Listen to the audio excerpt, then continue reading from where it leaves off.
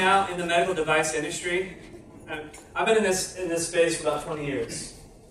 And that entire, and in my career, there has never been more change for our industry than what there is right now. I mean, we've got the new medical device regulations, IVD regulations in Europe. We've got 1345, 2016. We've got MDSAP. And I suspect that many of you in the room are impacted by at least one of those because you're sitting here today, or maybe all of those because of your business. I should have warned the camera lady that I was going to be walking back and forth. Are you okay with that? I'm going to keep you on your toes today. But at no point in time in the history of the medical device industry have there been such huge, significant changes all at the same time. So that's a big deal. So now more than ever, I mean, we're all feeling pain in some way, shape, or form. We're all going through this. You know, it doesn't feel like we're always going through it together, but boy, if I could pick up the phone and commiserate with somebody and share my woes and challenges, they may have an answer, you know, that can help me, or some guidance, or something that can help me. So let's focus on, you know, building that community and making it stronger. A few things I'm going to go through with you today. I'm going to talk primarily about 1345. We'll go through some of what the new standard is, although arguably it's not really new now. It's over 2 years old. And we'll go through some of the finer points of that. As Joe had mentioned, I do speak a little bit. I'm also the founder and the VP of Quality and Regulatory of an EQMS software platform called Greenlight Guru. And I started that company about 5 years ago. It's an idea in my head. There just wasn't a solution to help medical device professionals manage things like design controls, risk. There was, you know, some of the tools that were out there, it required months and months of customization and configuration, and then they didn't always work. So we built from the ground up software platform to help, and it's specifically for medical device industry. It's the only industry we focus on. So we do have a booth here if you want to come by and visit and learn a little bit more about the software. I'd be happy to have a conversation with you. There'll be others from my team who will be here as well.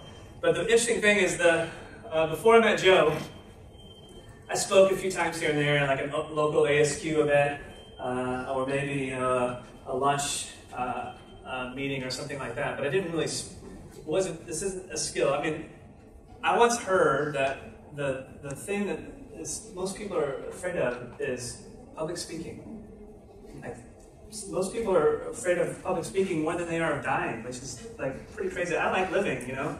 But it is a terrifying thing when you first get into it. I remember the first webinar that I did for Joe, and you know, that's another thing. Check out get in touch with him, because there's a lot of good free webinars that you can consume even now from Joe and from the Medical Devices Events group page. But the first webinar I did was on ISO 14971, and I don't remember how many slides I had. It was something like 60 slides, and I don't know if Joe was trying to psych me out, but at the very beginning he said, you know, while we were prepping, he's like, John, we only have 45 minutes. You got a lot of slides. Are you sure you're going to get through those? And I'm kind of freaking out on the inside to begin with. But anyway, it went really well, and he's been a good partner, and really enjoy working with him, and I'm glad that you're here today. So, the topic of 1345, I mean, it's now April 2018. We're about a year away before that becomes mandatory. So I'm curious, and I'll not call on anybody. I may ask you to raise your hand a time or two. I don't know if you saw that disclaimer on the forum when you signed up for this workshop, but I'm curious why you're here, because a lot of companies may have already put this in place. So how many of you, your companies already have 1345 2016 certification? All right, so those that have already been through that, how did it go? Just thumbs up, thumbs down. Anybody want to shoot? Good. All right, that's good. Anybody have a thumbs down experience of transitioning to 2016? Wait, were the people that are currently certified, were you previously certified under the previous version? Yeah. So it was just an upgrade, or was it from the beginning? So anybody, of those that went through the 2016, how many of you were already 2003? Everybody? Yeah. So it was an upgrade. So I suspect some of you are in here because you've not been certified at all, ever. And it might be the first time to go around. So I'm just trying to understand, you know, what it is that you hope to gain from today. Because I could talk to you about 1345 all day. But I want to make sure I'm meeting your needs. I mean, there's something specific that you are here for. So if you're so brave and you want to share what that specific need is, I want to make sure I cover that today. Anybody brave enough to offer? Yeah, sure. Well, yeah, I mean, when you say 1345 is going to be mandatory next year, what does that mean? Okay, great question. All right, I'll cover that. Question was, 1345 is going to become mandatory next year. What does that mean? So I'll cover that today. Any other thoughts, ideas, wishes? Yes? So the weaving of risk management, where before it was mostly a product exercise, now it extends into processes. Okay. So always looking for ideas about that. Sure. So risk management, how does a risk-based QMS, what does that mean? Is that a fair paraphrase? Yeah, go ahead. Just to extend on that again, I think I'm interested in seeing that for companies that haven't done the upgrade yet, but also to get a little bit of insight into not just the 14971 piece for risk, but since we're talking about QMS risk overall, if we'll touch on the ISO 31000 series. Yeah, I'm probably not going to dive into the ISO 31000 series, but I will talk a fair amount about ISO 14971. Okay? I'll talk to you offline about that. Okay, sounds good. Yes? Yeah. Yeah. So we're a small company, and I'm just here to make sure that what I'm doing correct. Okay. And get confirmation on that. Sure. And if I'm not, figuring out what I need to do to change it. All right, sounds good. Small company wants confirmation and validation that they're on the right path from a quality system standpoint. You know, and I see a lot of heads nodding, so that comment strikes a nerve. So thank you for and if you have something else as we're going through the next couple of hours or so that you're like, well, John, can we talk about this? Please, I have slides, but I have no script, okay? So this is your time. You paid money. You are sacrificing time out of your day. Get the value. All right, so a brief overview. Now, when I talk about, I mean, we all probably know what 1345 is. It's been around now for quite some time. I'm not going to give you a full history lesson, but the 1345 standard is a medical device specific quality management standard. Its sister, if you will, is the ISO 9001 standard, and you know that's been around for a long time, but more general from a manufacturing standpoint. Now, a lot of places, yeah. Are you going to provide copies of the slides? I would assume that you will get copies of slides. I don't know how I'm going to get copies of slides, but yes, I'll say yes, and be sure if there's any doubt about that, I'll make sure you have my contact information or give me yours and I'll make sure you get that. But yes, okay? A lot of places to get more information, and I apologize that some of this doesn't come out. Hopefully you can see that okay. But a lot of free resources where you can get information. All right, if you have not been certified and you're at all considering it by the standard, you might hear me say this a couple of times. It's funny, though, that I worked with a couple of companies a few years ago, and they brought me in as a consultant to help establish a quality system. And I asked them, I was like, all right, great, where is your copy of the standard? And they looked at me like I was crazy. Like, just buy the standard. It's kind of mandatory if you're going to go through the ISO process that you have a copy of the standard. And it's like $160, right? So buy it. It's good information. The 1345-2016 standard, and no, I don't get a kickback. I don't get paid to tell you to go buy the standard. But the 1345-2016 standard, I think, is really good because it has adequate information to explain what changed from one version to the next. There are some annexes that are included in the standard as well. Because up until the ISO 9001-2015, yes, that's right, it changed too. The 1345 and 9001 were, for the most part, in sync with one another. There were some slight changes from the 1345 version, but the structure, the layout was pretty similar. Now, how many of you are 9001 and 1345? How many have that dual certification? Now, do you still have it, even with the 2015? We can both. All right, and has that created headaches? No. No? All right. Depending on how you design the architecture. Yeah, the architecture is important because what happened in sometime in the mid, let's call it 2012, 2013-ish time frame, there's people who write these standards. There are volunteers who get together in working groups and say, hey, we're going to be part of writing the rules, if you will, for this standard and requirements. There's a group that's in charge of the 9001. There's a group that's in charge of the 1345. And the 9001 people went this way, and the 1345 people went this way. And 9001 was published in 2015, and obviously 1345 a year later. Why is that important? Well, it can create challenges. If you have dual certification, you may say, who in the world would want that? Well, I'm suspecting you're a contract manufacturer, and I suspect that some of your business is not medical, so you carry both. Yeah. So if you are only medical device, I used to work with companies that they carry the dual certification for 9001 and 1345, and they were only medical device. And it used to be, okay, so what? But today, if you are only medical device, get rid of the 9001. You don't need it. You don't need it. All right, so a lot of benefits. I mean, yeah, sure. One question. So you were talking about the ISO standard, how it's helpful, the annexes and everything. What about the handbook that goes with the 2016 version? What are your thoughts on it? The handbook's pretty good too. Sometimes there's a lot of other information that you can find. There's guides. There's all sorts of content, articles. There's webinars. There's a lot of information that you can consume where that handbook may be helpful. I mean, sometimes it's information overload. Do you already have a quality system? Is it compliant to? So the handbook probably not going to add a lot of value to you. Now, if this is your first time going through that process and quality systems are new to you, then maybe, but you probably are. That's my advice. So the big benefit of a quality system is, I know sometimes people think, oh, well, it's just a bunch of rules that I have to comply with, and I have to, fill out this form and that form. Okay, yeah, if that's the way you want to look at it, of course, that's exactly how painful it is going to be. But a quality system is really intended to help you better manage your business. And I remember back in the early days of my career, I worked for a large med device company. And they're like, we don't want regulators telling us how to do business. This is our private matter. We don't want them in there. But you know what? Newsflash: we're making medical devices, and the products that we design and we manufacture and we sell, they're used on people, and they're saving people's lives. So, as a potential consumer of your products, I hope you follow the quality management. I hope you have that in place. I hope you have QMS in place. I hope you follow good processes. I hope you have good documentation to show that the product is safe and that it's effective. I hope so. And I know each of you hope so as well. That's why I accidentally got into the medical device industry.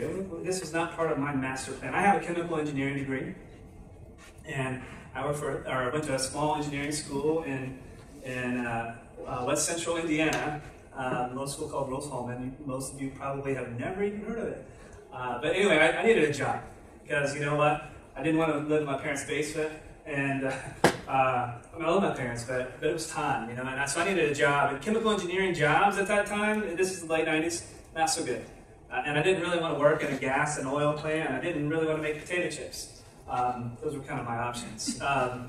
So I had some friends that had a job at a company called Cook Medical in Bloomington, Indiana, which, was not too far away, and they said, yeah, come in, we'll do an interview. And they gave me a job. I was like, oh, that's fantastic. And they were willing to pay me money. And I was going to be a product development engineer. And I didn't know what that meant, but it was fascinating, And so then I started the job, and I worked with the critical care business unit, and I got to work with anesthesiologists and surgeons and ER physicians, and they would sketch out these little ideas on a cocktail napkin, and they would hand it to me and say, hey, can you design this? And I got to do that. And some of the things that I worked on, they were life-saving technology. I remember one time, I'm like, yes, I made it. Do you all remember the show ER? If you want my autograph later, I will sign it. It was an emergency tracheotomy device, which, and I watched, I think George Clooney might have used it, and I watched him place the product into the patient, and in the simulated emergency on the show, and he's like that. That's not how it works. It's way more high stress, and it takes way longer than that. But anyway, but I loved it, and working in the medical device industry is so much fun because even today in my role at Greenlight, I get to interact with so many innovative, so many creative, wonderful companies who are developing truly life-saving and life-sustaining products and technologies.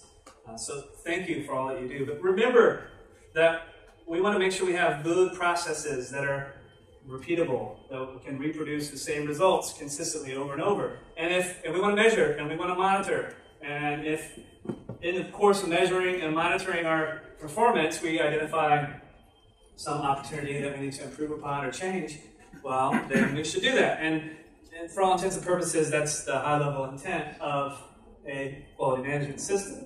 So, it's a funny thing. And so you talked about mandatory. I think this might be, I'll start to dive into a little bit of that. Do you have to be ISO 13485 certified? Technically speaking, there's nowhere in the world where that is a regulatory mandatory requirement. No.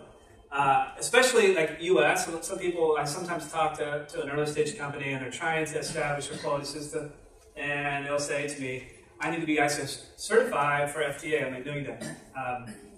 FDA does not care if you're ISO certified. They do not.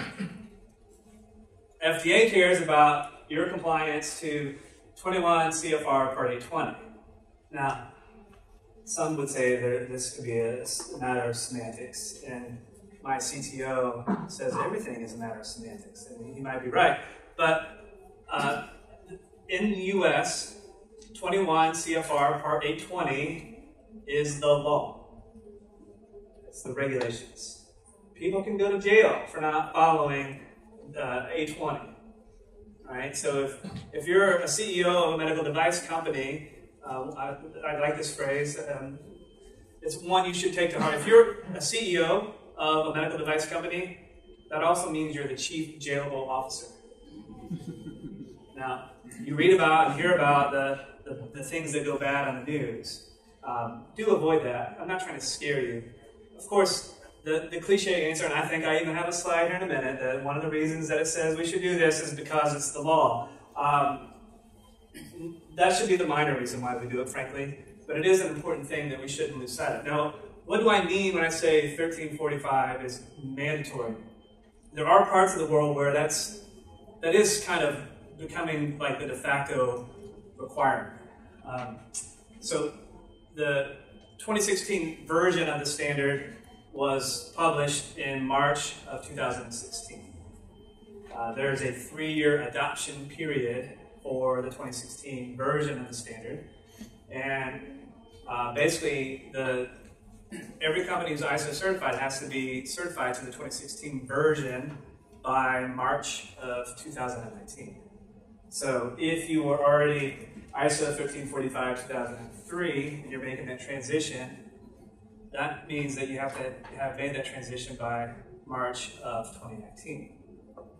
Now there's a couple caveats and a couple twists to this. How many of you have products that you're selling into Canada? So, have you been through MD-SAP yet? Have you heard about that? Yeah? Well, Canada has put a twist on it. And this is Quality and Regulatory Fund for Med Device Professionals, because there has been this movement for a long time, Global Harmonization Task Force, and some of you might have come across that. It's now known as the IMDRF, and I can't remember off the top of my head what all the letters stand for, but good information, good guidance documents, so go to imdrf.org, really good information. It's basically its predecessor was GHTF, good information.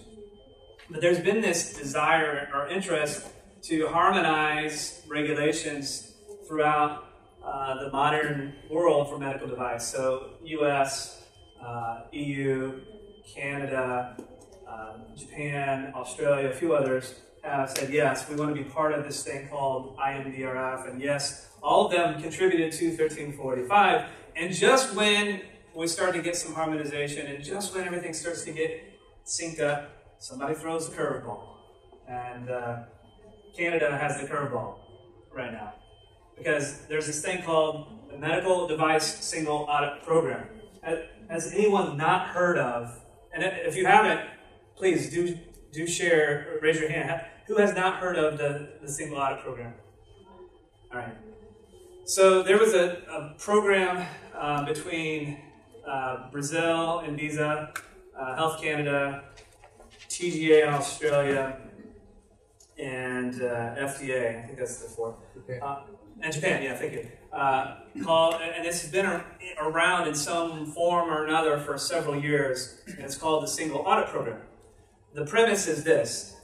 Every year, you're going to be subjected to ISO audits or FDA inspections or audits from this regulatory body or audits from this regulatory body, and they're all for all intents and purposes, looking at the same thing. They're all looking at your quality system. So the idea is, what if we could have a single audit that would satisfy the regulatory requirements of all of these different markets at the same time? I think I broke the clicker. So the idea was, it's interesting, right? And so there was a pilot program, and FDA was involved, and all these entities were involved. And then they were rolling out voluntary. FDA said, all right, we've got enough data, enough information, we've been through enough cycles on this program where we're ready to roll it out and on a voluntary basis. And so companies can volunteer to go through this MDSAP program. And Canada, oh yeah, I got one better. Health Canada is going to make it mandatory that on January 1st, 2019, that companies have to go through MD SAP audit of their quality system and be ISO 13485 certified. Mandatory. So, big companies, probably not a big deal. Small company, really big deal. Because MDSAP audits have been quoted, I've heard stories, and for those of you that have been through it, I've heard that it could be, your audit cycle could be 2 to 3 times longer. So anybody been through an ISO audit? Sat across from the ISO auditor? Oliver, I know you have, so you have to raise your hands. Okay. FDA inspection. Who sat across? So you know how much fun it is to sit in a room for like 3, 4, or 5 days across from ISO auditors and FDA inspectors? Fun. I'm an engineer. My sense of humor is a little warped, so fun is not really what it is. But imagine instead of sitting there for 3 days or 4 days, you're sitting there for 9 days. Okay? That's like death by 1,000 paper cuts, right? Literally, because you're probably getting 1,000 pieces of paper to hand to the auditor. So MDSAP audits will take longer. Now, a small company is going to say, I can't afford to have my resources tied up for 2 weeks continuous. That's a long time. So a lot of companies are kind of saying, hey, sorry Canada, you're not that big a market for us. We're not going to continue to sell products into Canada because we can't afford the time that it takes to go through MDSAP. Now, it's April now, and so far Health Canada has not backed off on that January 1 timeline. So it will be real interesting as the year progresses if that's even going to happen. Because there's a lot of other things that are also happening. I told you earlier that our industry has had more changes now than it's ever had in its history, right? The other things that are happening in our industry actually have impact on quality management system side of things as well. And there's a thing happening in Europe where there are fewer notified bodies now than there have ever been. And why does that matter? Well, notified bodies, they review technical files, CE Mark technical files. And that's kind of been a big deal because, how many of you are looking to get CE Mark or have CE Mark products? Probably most of you in the room, right? And so now we've got this changing landscape in Europe where the medical device directives and IVD directives in Europe are now law, they're now regulations in Europe. That changed in May of last year. And there's an adoption period for that. And there are fewer resources, notified bodies that are actually available. There's been a contraction. And there's been a lot of reasons for the contraction. Some scandals and things from different devices. In some respects, the European Competent Authority has become more strict. So better at enforcing the adherence to the regulations. So there's fewer people that are actually able to review technical files. Well, guess what? There are also fewer resources who can be your registrar. There's also a contraction there. And a lot of registrars and notified bodies, companies like the BSIs, the TÜV-SÜDs, the SGS, UL, there's a finite number of them, but they often provide both registrar and notified body services. So, you may interchange those words, and it's okay. But there's a contraction. There's fewer and fewer resources available to do this. So we've got the change happening with 1345, EU MDR, and MDSAP, and now there's less resources available. That's why this topic is so important, because we're in that window where if you haven't started the ISO 1345 2016 certification process, and you intend to sell into markets like Europe, and Canada, and other parts of the world, that window is closing, and it's closing fast, right? closing very fast. Now, I want to come back to about the mandatory thing. Technically speaking, you do not have to have ISO 1345 certified quality system for Europe or for Canada or for Australia. However, the requirement is that you need to adhere to the regulations and the requirements of those different regulatory markets. I think that's good for Canada. Canada is the exception. Canada these days, you would have to have a license. You have to be 1345 at least by January 1 of 2019. So, well, yeah, even now with the Canada cast and things like that. Really good point. But for other parts of the world, you don't necessarily have to. You have to adhere to the requirements of that particular region or country or what have you. However, 1345 is the simplest way to be able to do that because it is a harmonized, accepted standard. And standard in this case is a good thing because it describes best practices. So basically, if you become ISO certified de facto, you're going to meet the regulatory requirements within that different region. So, but there's all kinds of other checks and balances through the tech files and things of that nature. All right. Just do a double check, make sure I'm hitting everything.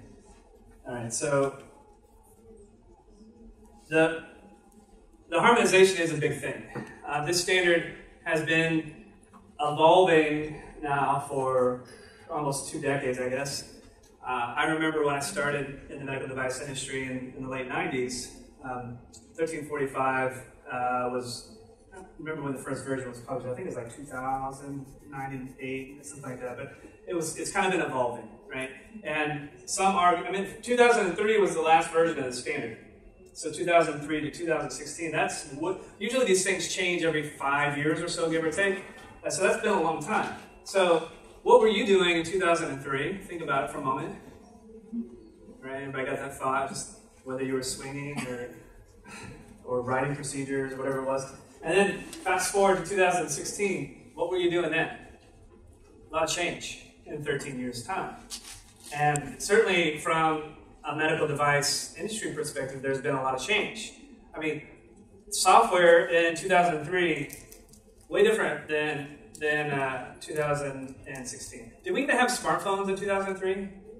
I think I might have had a BlackBerry maybe in 2003. No, you're telling me no. I didn't have a BlackBerry in 2003. I might have. I don't know.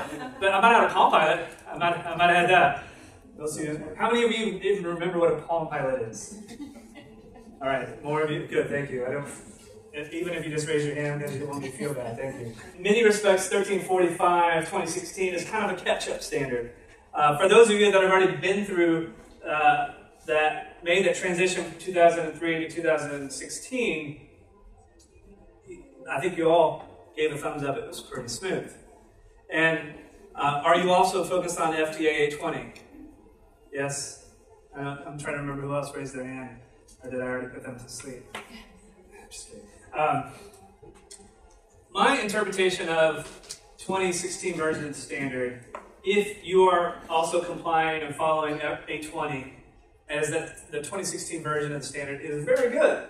Because for the most part, 1345 and 820 have been pretty much in sync. There have been a few things here and there, but the 2016 standard, it's almost one-to-one with FDA 820.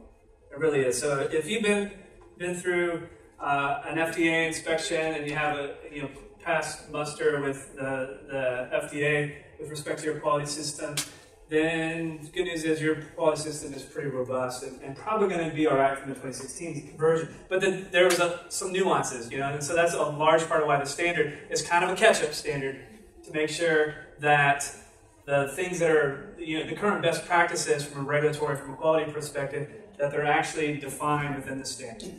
All right, so I'm seeing, yeah, go ahead. I'm seeing some yawning, so I may have to do some jumping jacks in a minute. So maybe change the topic, right? Go ahead. So that's always been my impression too, that they're kind of one-to-one. Yeah. So my question is, we work with a contract manufacturer who has 1345 2016 certification already. Yeah. And they have some concerns, I'm just giving an example, but they have some concerns that they need to be audited and certified for 820 also, but as us being a manufacturer on record, if they are 1345 certified already, they shouldn't have any issues registering with the FDA as a contract manufacturer. Or am I wrong? Since those are basically one-to-one. there's a couple questions in there. So yeah, I'm just kind of curious if they are 1-to-1. Does it really mean that the FDA would accept that certification or not see any other nuances that would? All right. So in case you didn't hear the scenario, so the gentleman's company. Sir, what's your name? Right. Ryan's company is a manufacturer, and they make wonderful products that are amazing, that are saving lives. But they work with a contract manufacturer. And the contract manufacturer, I mean, many of you probably are aware of this scenario, right? You leverage a contract manufacturer because they can machine and assemble and all the wonderful things. They can help us scale our business in a much more rapid fashion. I mean, Brian's really good, but he doesn't want to sit around. He's a smart dude. He's not going to put it all together, right? He's going to leverage best practices from a contract manufacturer. Contract manufacturer is ISO certified. Are they also 2016, right? 2016. Yeah, so the contract manufacturer is 2016 certified. You said something about FDA, so are they registered with FDA, or do you know? No, they're not. We would like them to. Well, they had them before, but as a contract manufacturer, you have to pay the fee and register. All right, so I'm going to pause you for a moment, Ryan. Wait, so yeah, it is mandatory that the contract manufacturer is registered with the FDA. It's mandatory. Right. They have to. No, I know. That's kind of the basis for the question. Okay, so they have to. They have to. Yeah, and the 1345 certification of the contract manufacturer, that's great. Right. And frankly, FDA doesn't care. Because FDA wants to make sure that their quality system complies with A20. Right. Now, you may think I'm talking in circles, and I can appreciate if you might hear that, because what I said a moment ago is if you have a quality system that's compliant to A20, then you're probably in pretty good shape to 1345. Right? But just because you pass a 1345 audit, it shouldn't give you that necessarily that warm and fuzzy that you're going to be okay in an FDA inspection. I'm not saying you won't, but an FDA inspection, and I know what Will was talking about, being hot in here, it's starting to heat up, right? Or maybe Ryan's question is just a little pressure. But just because you've been 1345 certified does not mean you're going to pass an FDA inspection. So sometimes people get lulled into that. Right. I think that's kind of the question is, when you say it's 1-to-1, if you're A20 certified, then is that all encompassing of 1345? But if you're 1345, is that all encompassing of A20? Like, is it I mean, technically speaking, the requirements of A20 and 1345 is if you establish a quality system that meets one and or the other, you'll technically speaking be in pretty good shape to meet the requirements of the other. Right? So let me say that in a less confusing way. If I write a quality system that it meets all the requirements of 1345, 2016, pretty good chance that that quality system is also going to meet the requirements at A20. Right. All right? Now, I would encourage the contract manufacturer to, at the very least, do some sort of gap analysis. Sure. Right? To go through every one of the requirements in A20 to make sure and to be prepared. I would encourage your contract manufacturer to register with FDA. It is required. Pay the fee is required. And the other thing that changed a couple years ago, used to a contract manufacturer could register, or was required to register, but it didn't. They weren't necessarily subjected to FDA inspection. A contract manufacturer today could be inspected by FDA. So there's a couple changes. So they're a little bit exposed. In that gap analysis specific to A20 that 1345 quality system is not going to address. Can you say that last piece again? That there's going to be some nuances in the gap analysis for A20 that 1345 won't address. It's possible that there will be some nuances. I mean, FDA is going to be a little bit pickier about, frankly, how you handle complaints. Right. About how you handle MDR and adverse events, which contract manufacturer may not have that much part of. That's probably more your bag than the contract manufacturer bag. Right. Probably going to be some more focus on non-conformances and CAP and things like that. But there could be some nuances. All right. Am I addressing your question? Absolutely. Okay. But ultimately, the responsibility will be of the product will be yours. Right. All right. You can't lean on a contract manufacturer has got to take care of it. Ultimately, the buck stops with you. Yeah. Right. And you shouldn't. I'm not trying to scare your contract manufacturer, but they need to make sure that they are also registered with FDA, that they list which products they're the contract manufacturer for. If it's yours and other companies, then they should be listing all of those and that sort of thing. But they should do that gap analysis. Okay. And if you need folks to help with that, let me know. I can get you connected with a few folks. Yeah. Okay. And I think you might be being a little humble or not wanting to plug yourself, but Greenlight Guru has an excellent checklist that you just have to put your information in. You don't have to be like a member, and it shows like with 820 and ISO, they have a great checklist if you're going to do your own gap analysis or if you're going to hire it out. But it kind of shows the different areas. Yeah, thank you. It is free. You can go. I don't have the link handy, but if you want that checklist, actually, Nick, raise your hand. Sorry, you just walked in. Nick will get it to you. Contact Nick, and he will send it to you directly, so you don't have to download it. ISO 1345 2016 checklist, Greenlight Guru, and you'll find it. Right. And it's free. You don't have to buy software or anything like that. All right. So what has changed? Well, there's a lot that's changed, and I'm not trying to scare you through all change. I'm not going to go through it, although I do have a lot of slides to go through line by line. Of course, I'm up here rambling. I could be stealing all kinds of time. So, we got an hour and 15 minutes. We're plenty of time, right? Risk throughout the quality management system. This is probably something that I want to camp here on this topic for a moment, because I know there were some questions over here about how does one do this, right? So 14971 is a standard that, I mean, how many of you love 14971? I mean, how many of you, I asked a lot of questions. How many of you are engineers? I didn't do this. Oh yeah, my people.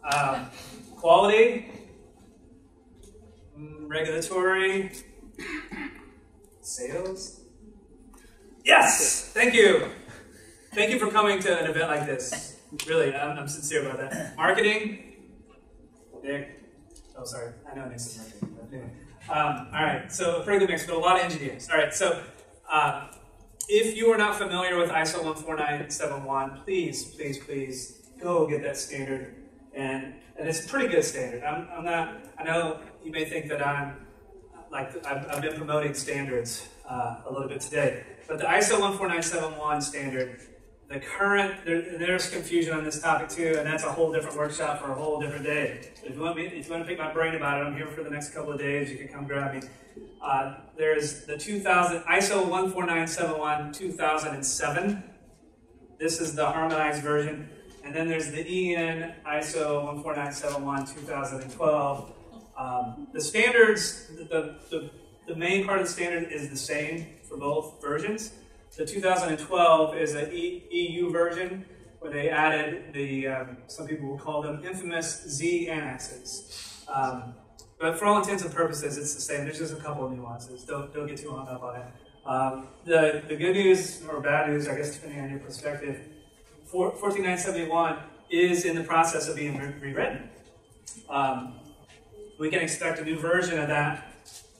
Actually, my sources tell me that there should be a draft available for some sort of comment. I even heard as soon as April, so like any day. So that's something that's happening right now.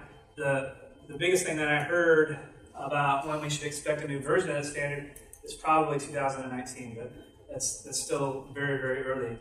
The other things that I'm hearing about 14971, because somebody made the point earlier, it is product risk management, and the other thing about the changes that I'm hearing is, again, a lot has changed in the world from 2007, even 2012, and obviously with the 2012, some say there's kind of been a split of the interpretation of that standard, so it's time to bring that back together.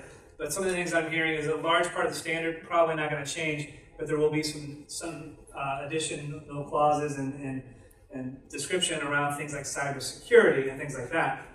But again, I don't have anything other than that right now. The moment that I get a copy of that draft standard, you can bet that we'll write about it and publish information at the Greenlight Guru blog, so you can check that out. But anyway, 14971 is a harmonized standard for product risk management. It is very good about describing the process. I remember when I started my career, I think this is a funny story. You may not laugh, and I'm okay with that. I told you I'm an engineer. I go to the classes. Don't worry, the therapy sessions. I go to those. So. But I was working on a product development project, and it's probably some sort of central venous catheter. It could have been an airway device. And I was excited. I was like 23, 24. And this is one of my, I think it was a design verification, design review. So many of you probably been through this before.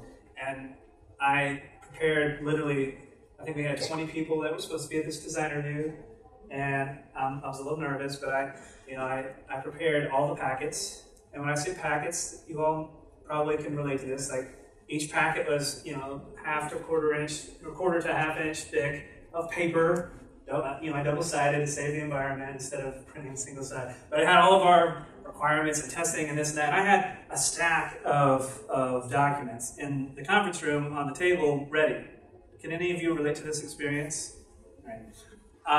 And I was like, I wanted to be extra careful. Because I remember the last time I had a design review, there was this one guy, and I gave him a prototype of my product, and he ripped it apart, literally in front of my face. And he wasn't trying to be mean, he was just trying to figure out how to break it. He was coming up with some failure modes, I guess.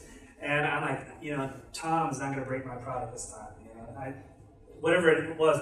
But I went through all the procedure, and I'm like, oh crap, it says I have to do an FMEA.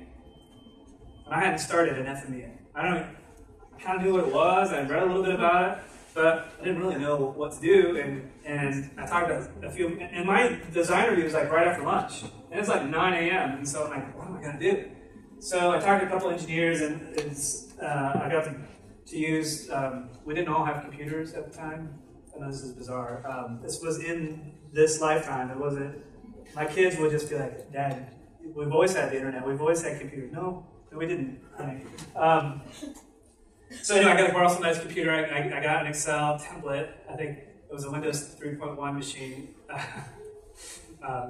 might have been a 46. But anyway, whatever it was, I started going through this, and I'm like, oh. So I filled out an FMEA in about an hour and a half, all by myself.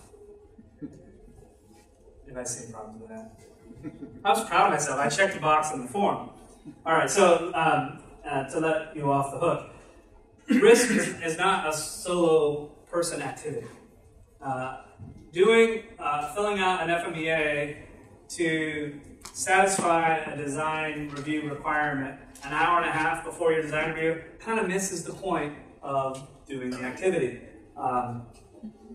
So anyway, there's some nuances there. But product risk management, there was iterations of the ISO 14971 standard. There was EN 1441. Many of you may remember that. I know personally, and some of the colleagues that I worked with at the time, there was not a lot of information about risk management, certainly in the medical device industry.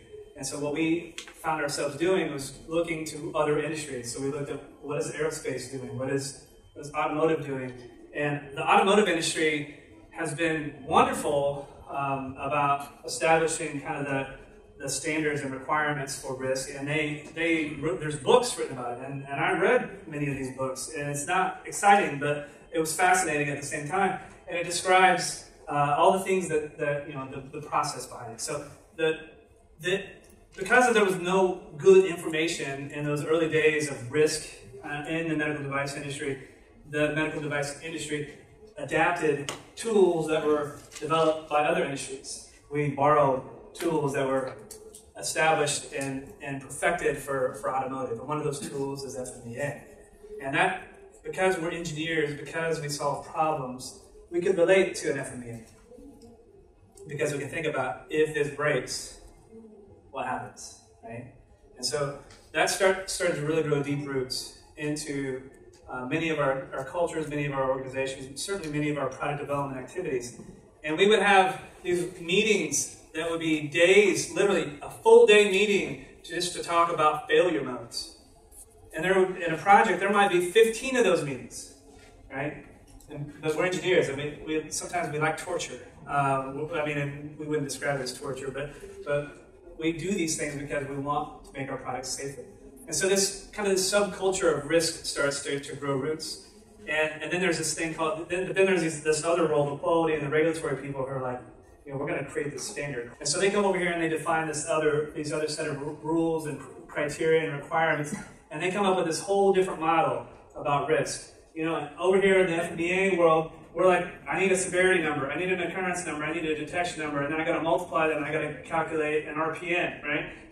Anybody familiar with that? Yeah. But then ISO 14971 says, oh wait, folks, risk is the probability of occurrence of harm in combination with the severity of harm. Did anybody notice how I left one of those values out? But the engineers are like, oh, we need detection, we need detection. And it's like, okay, if you detect something from a design of a product, what does it do? It actually prevents it from happening. So it actually has an impact on probability. Anyway, there's this debate that starts to happen. We're still in that debate. I talk to people every day who are like, have never even heard of 14971, and they've been in the medical device industry for 10 years. So the answer to the question is, how does 14971 product-based risk, how does that impact your quality management system? Well, the gist of what 2016, the 1345 2016 is implying when it references risk-based QMS, when it references 14971, is that 14971 has a framework, a process, when it comes to risk management. That framework, that process, can be applied not only to product, but also to process, including your quality management system process. So that is, for all intents and purposes, the basic gist behind it. It is the best, really it's the only risk management standard that we have for the medical device industry. So I guess because it is the only, it is the best, right? And the 14971 standard has been referenced through a lot of other standards. 60601. How many of you have electromechanical devices? So you've been through the 60601. And this is the thing that drives me a little bit crazy about that standard. So I'm not a big fan of this standard. So they create these separate forms that I have to go through and fill out these tables. Right? It's all in my risk management file. But I have to point out the specific line. It's such a pain. Such a pain. Like they haven't got it quite together yet, and are creating a lot of headaches, a lot of duplicate work. But anyway, that standard references 14971, I believe 62304 references 14971, I believe 62366 references 14971. So it is really the only standard that we have in the medical device industry when it comes to describing a risk management process. So that's when 1345 says, hey, risk-based, then that's the process that one should adhere to. Yeah? So with the backup reference between the 6234, the 62366, the 6601-1, and 1345, is there an expectation on top of 14971 that when you're thinking about risk for FMEAs that you also lean to the 60812, which is your system reliability, and try to think of that in terms of QMS system? Yeah, so I don't remember all your numbers, but all these standards are making a reference to 14971. Is there an expectation that we elevate, say that last part again. Well, just thinking of, because IBC has a standard on system reliability. System reliability, and remind me the number again? 60812. 60812. Right. Not 90210. No. Okay. But I can see the similarity. So with that in mind, is there an expectation that when you think about QMS process, risk-based approach, that should be considered as well, because we're talking about our QMS S being the system?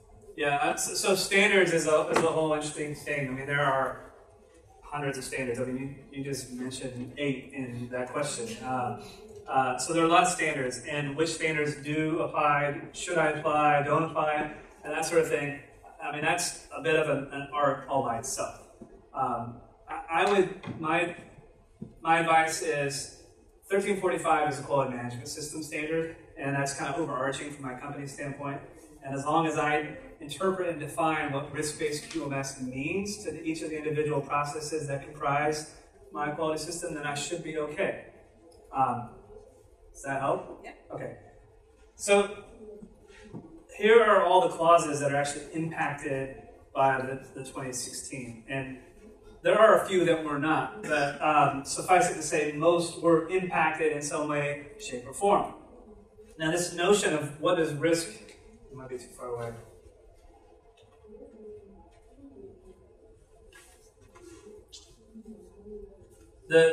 What does risk-based mean? I mean, this is going to be something I want to make sure we spend ample time on, even if I don't go through every single bullet point of every single clause that is mentioned. Because risk-based approach from a CAPA, what does that mean, right? And I suspect that many of you probably, who have established quality systems, you probably have some sort of interpretation or some sort of risk criteria that you've factored in.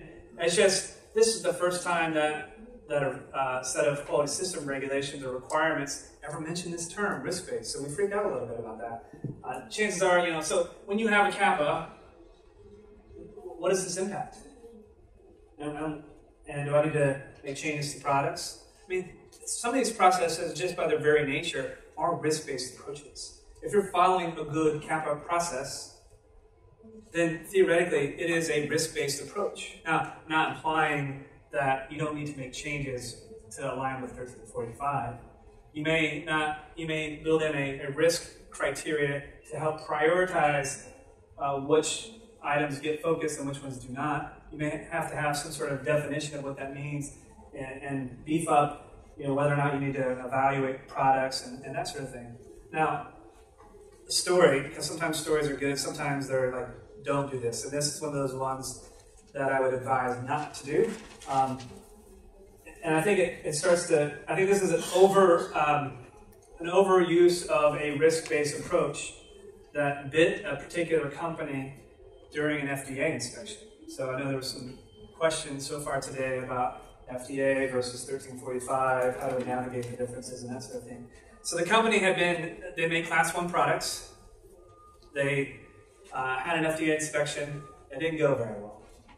They hired some consultants. Consultants helped, 43. I'm not going to ask you to show your hand on this one, but if you have ever been through an FDA inspection, I mean, there's a pretty good chance if you go through an FDA inspection, you're probably, even if things are good, there's a good chance, a decent chance that you may get issued a 483 observation. It's like auditors, who's ever bought a house before? Did you hire a home inspector? Did they find stuff? No. Okay, well, you're the exception.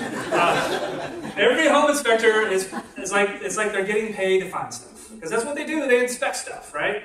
Well, ISO auditors, do they find stuff? Yeah, it's their job. That's what they're supposed to do. FDA inspectors, do they find stuff? Yes, it's what they do. So don't be surprised if you get findings or 43 observations. It may happen, all right? Now, if you don't get 43 observations, that's awesome. That means good job on you. This company, and there are 43s, and then there are 43s, and if you got 10-page 43 or 10-page list of 43 observations, that's you probably got some work to do.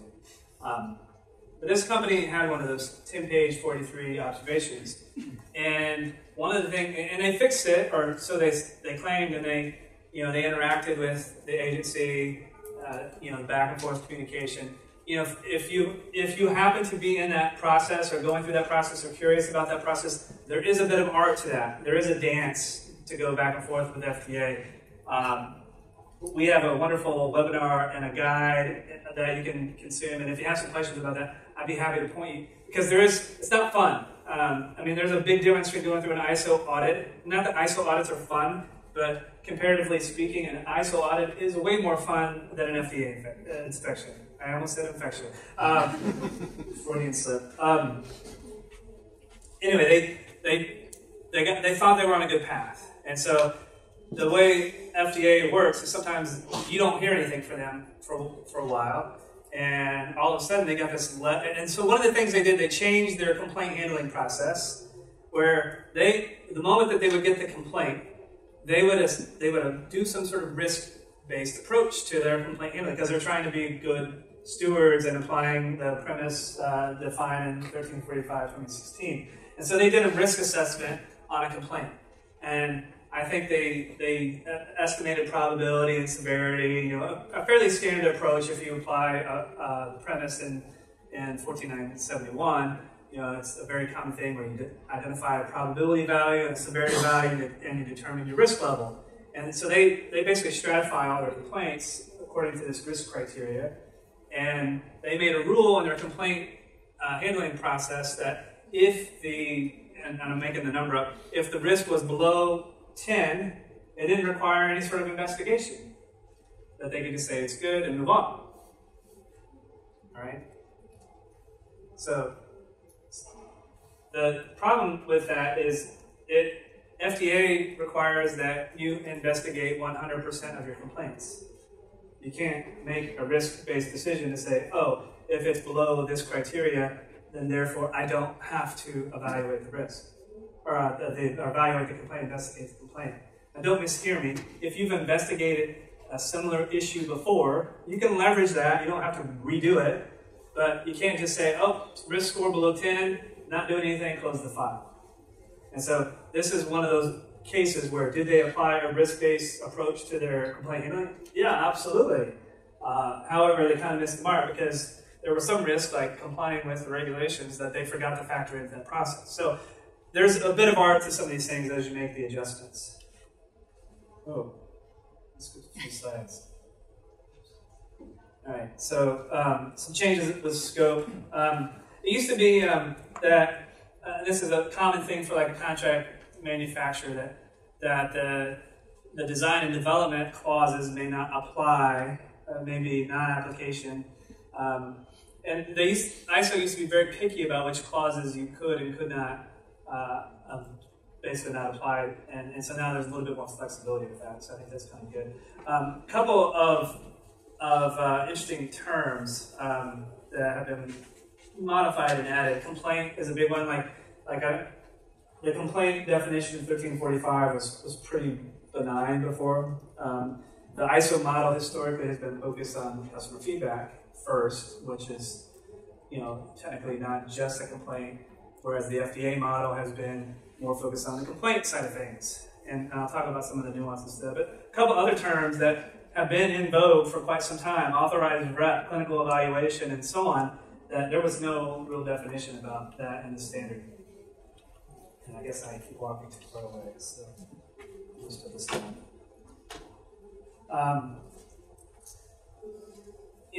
None of this, have you all read the new standard?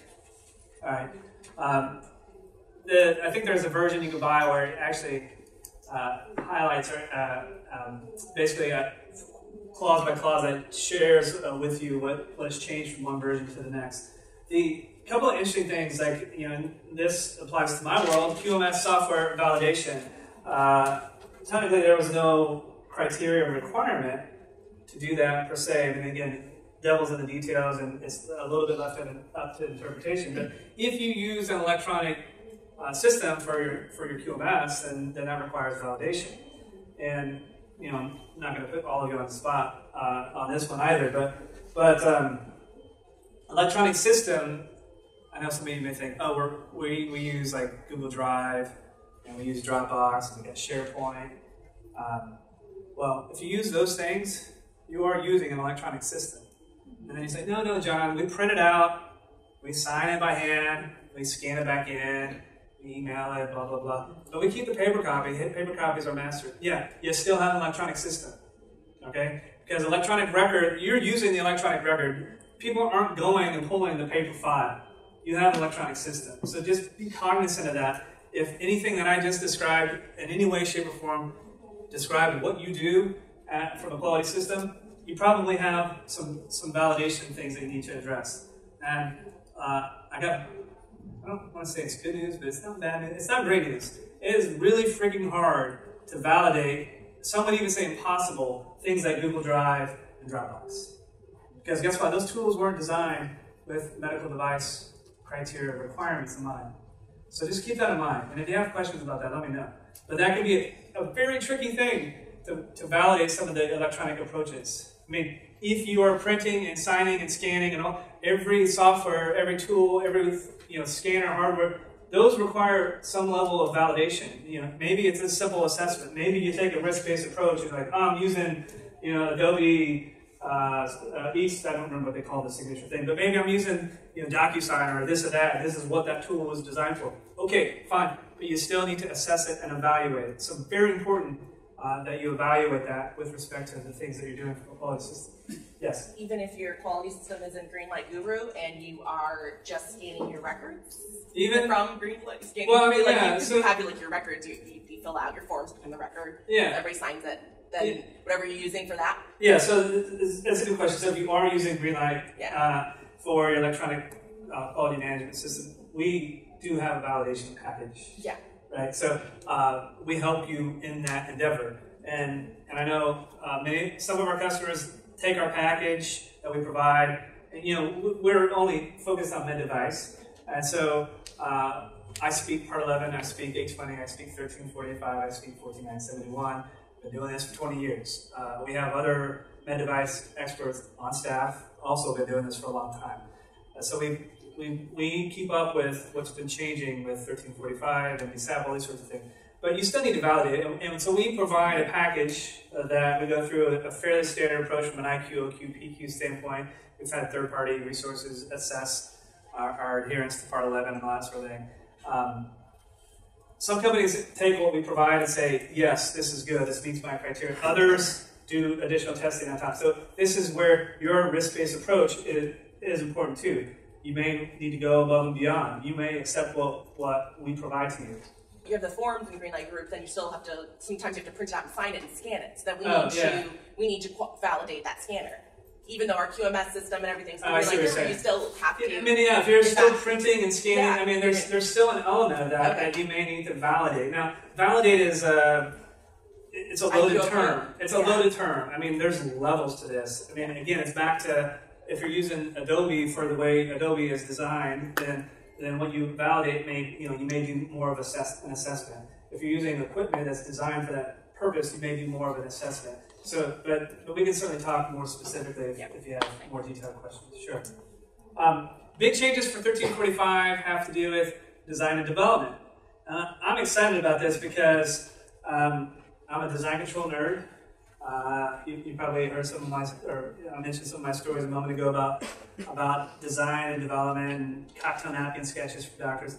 But design control is one of those things where I used to, like early on in my career, there was just something that I'm a systems guy. I like to think about this happens, and then this happens, and this happens, and there's a relationship, a flow, if you will, a process. And I used to work with some of my colleagues, and they would say, John, I hate design controls. I'm like, no, you don't. Like, no, I do. I hate design controls. Like, no, it's impossible. Because you're an engineer, that's your job.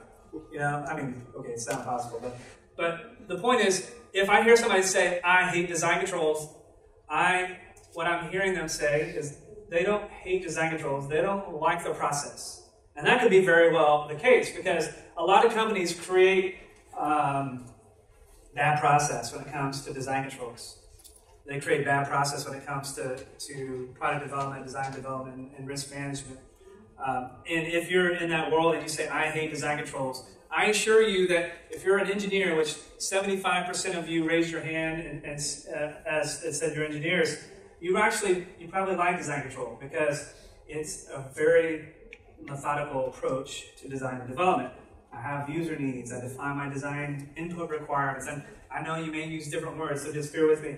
I come up with design outputs, and I verify that my outputs meet my inputs, and I validate that my product meets my user needs. This is why we are engineers. This is what we do. It's to prove that the thing that we develop is awesome, and that's what design controls is intended to be. So if you find yourself in a case where you don't like design controls, revisit your process. Okay, and a couple of things about this. This is another area where risk-based, we're at a culmination where if you have a separate process for your design and development from your product risk management, I mean, oftentimes the same people do both of these things, but they're almost siloed activities. We're at a point today where there's an expectation where these two things are integrated.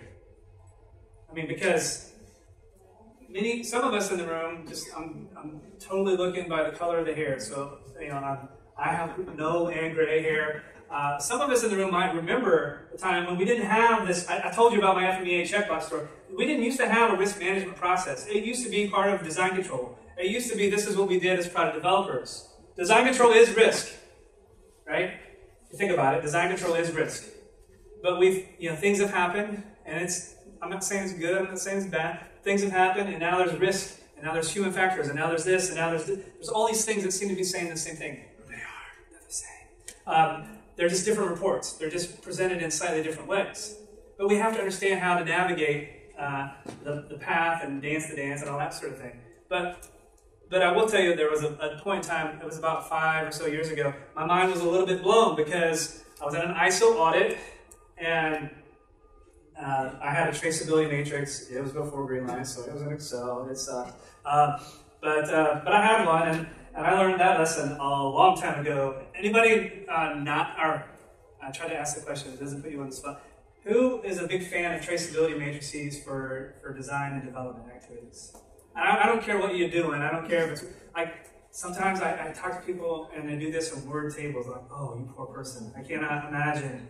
I mean, I just can't imagine doing that in a word table. But anyway, my advice to you is, I don't care if it's paper, I don't care if it's word table, I don't care if it's Excel, I don't care if it's Greenlight. Do yourself a favor and do design control traceability matrix. Now, if you don't know what I'm saying, then come talk to me. But do yourself a favor, because this is a roadmap of how everything is connected during your design and development process. And do it, don't wait till you're in verification. Do it at the beginning and keep it up to date. Now, it's going to take time, but I assure you, if any of you ever wear that project manager hat, that time is worth it. Because you'll get to the end, or you may not. I did. I got to a point where I was preparing as an engineer at the company I was with at the time, engineer, project manager, synonymous. I'm not saying that's necessarily right or wrong, but this is the way that it was. I got to a point where we were about a week away from a 510K, and I had decided, we had Word files for user needs, Word files for this, we had 6 or 7 different Word documents that basically summarize all the design controls, but there was no summary document. I remember the first traceability matrix I put together, I thought I had invented the best thing since sliced bread. And some of the older engineers, they looked at me and they patted me on the head and they just said, oh, that Jon, that new engineer, young engineer, he's so cute. But anyway, for me it was invaluable, and it was good and it was bad at the same time. The invaluable part was I found a hole, something that unfortunately as project manager on my watch had fallen through the crack, and that was that we had forgotten to do, or rather I had forgotten to do, a biocompatibility test. And if you've ever put together a 510K, one of the things that you can guarantee is if your product is patient, even if it's not patient contact, the FDA is going to ask you about your biocompatibility. So it was definitely going to be something that was going to be asked about. So I had to go tell my boss, hey Bruce, that 510K was, and I think I interrupted him at lunch, he was reading a book, I'm not sure what it was about, but he had a book, and he was eating his sandwich, and, didn't want to interrupt him. I was like 24, and I didn't want to interrupt him, but I did, because I thought, this is one of those things that's important. As a project manager, you hate to deliver bad news, but sometimes that's the best news you have to deliver as a project manager is the bad news, unfortunately.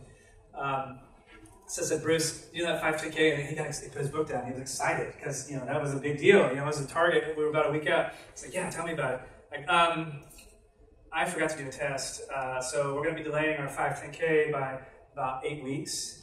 And he started. I can see him grab the book, and I found out, oh no, he's going to throw it. And then I'm like, here's a purchase rec. We have to spend another $20,000 for that test that I forgot.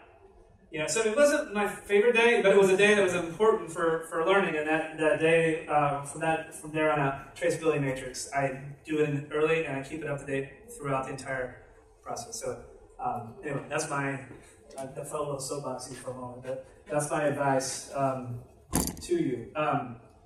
Again, nothing revolutionary about the changes in 1345 when it comes to design and development, except that that's right. It actually aligns with FDA, right? And so those nerds, those design control nerds out there, may have always been confused. I'll speak for myself. I was always confused. FDA talks about design transfer. It talks about a design history file, but 1345 doesn't. Why is that? Well, it does now. So good news. They're one-to-one in sync with one another. Oh, my story I was going to tell you about risk and design control. I didn't get to that one because I was telling you my traceability matrix story. You need to show how these things flow together. I was in an audit, and we looked at the design control traceability matrix and showed, and that was good, and the auditor was happy with that. And then she asked about our risk assessment, and so we had a risk assessment matrix as well, and that was good. And she's like, show me the risk that you mitigate through design control. Or show me the design inputs that manifested from your risk assessment. And so I'm like, oh, let's see, it's right here, and right here, and right here. And I had Excel spreadsheet, and over in this Excel spreadsheet, I made a reference to a specific design input for the risk, and I showed that. She's like, no, it's not good enough. I'm like, what? She's like, no, you got to show how they're integrated. I'm like, but I have 2 Excel spreadsheets. And she's like, well, what happens when this one changes? What do you do? And she stumped me. I didn't know. So I guess she gets the Snickers bar that Joe promised because she stumped me. She's like, no, you have to show how they flow, how one flows. And it took me a long time to really wrap my head around this. But if you think about it, risk is an extension of design, right? You shouldn't be like me many years ago where I sat at my desk or at somebody's desk with the Windows 3.1 46 computer working on Excel to create an FMEA an hour and a half before my design review. That is the wrong approach. Risk is something that you should start like early. Like the moment that you get that cocktail napkin sketch from the physician for the idea, that's really the moment that risk should start. Now maybe this is the way you're wired and you don't call it risk. But you need to start thinking in a risk-based approach. How does this flow? What are the hazards? What are the situations? What are the harms? What are all the things that could happen with the use of this product? Because, again, 75% of you are engineers. I didn't ask you if you're all product development engineers, but I'm going to go on a limb that you are involved in the design, development, manufacturing of medical devices in some way, shape, or form. And so we all want to make amazing medical devices that have a positive impact on life. So we're already thinking risk-based approach as engineers, as quality professionals, as regulatory professionals. This is the way we're wired, right? So give yourself some credit, if you will, and capture that information in a workflow. Document it, right? And I may have a slide that says this, so if and when I do, then just be surprised. But I bet you can all finish this statement. If it wasn't documented, it didn't happen. So everybody knows that. But any questions? I know I'm just kind of flowing a little bit here with you all today. So yeah. I've seen some more recent 483s, that went public, and I'm trying to word this right. So they, through the process, they didn't have certain documents in place that they then put in place, through the QMS process. So let's say it was, some of them are for design and development. So with that system, you have risk. However, what the FDA came back with is they didn't assess the risk of not having those documents in place in the first time. Yeah. So when you're doing those documents, you have a risk analysis with it, but then also the risk associated with not having those documents. Yeah. So how do you separate that? Is that like it's like? It's a good question, and my answer is going to be more philosophical rather than maybe application in nature, but we do, when we establish quality system, there's the product risk that we can usually do a better job of wrapping our head around, and there's been an evolution of FMEA 14971, now integration into design and development that we can sort of wrap our head around a little bit easier, especially as process-oriented people. But when we start talking a little bit more nebulous about how do we assess the business risk, that does become a little bit tricky. And is it a new policy? There's a new policy. I mean, so a different type of risk, kind of, for that? It's a hard question to give a finite answer to. And regulatory people, I've been a regulatory person, and if you ever talk to a regulatory person, you ask a question, they'll say, well, Michelle, it depends. And that's the dumbest answer ever. And I'm guilty. I'll say that answer 15 times the next 2 days. So but it's not helpful. But your answer is going to be different than his answer, than her answer. But it's hard. But you need to think about it from a business perspective. Like, this is where, management review shouldn't be a checkbox activity. Management review could be a vehicle to do exactly that. Some people, when they do management review, they meet their requirements, they comply, they do it one time a year. Is that enough? I mean, can you have one meeting of your executive staff per year to assess the applicability of your quality management system? I mean, I'm not leading one way or another. Some people may say, yeah, absolutely, and here's what we do, blah, blah, blah, blah, and others may say, no. But don't do a management review just to check a box. Make sure that you're getting back. I like to get value out of everything I do. Now, there's a lot of days that, like traveling on an airplane, sitting around waiting, and there are delays. That just drives me crazy. Like, I flew from Indianapolis yesterday, last night, and I was supposed to fly into Newark. Now, I know some of you may be from this part of the world, but flying to the New York area is not fun. Especially have any of you ever flew to Indianapolis? It is the best airport in the world. I'm not even kidding. You've been there, right? Are you from Indianapolis? No, I'm here, but it's the best airport in the world. Yeah. It is so smooth. It really is so, I mean, it's just very easy. Now, granted, there's only 7 million people, give or take, in the state of Indiana, and there's like that many people in a suburb of New York. I get it, it's a concentration, but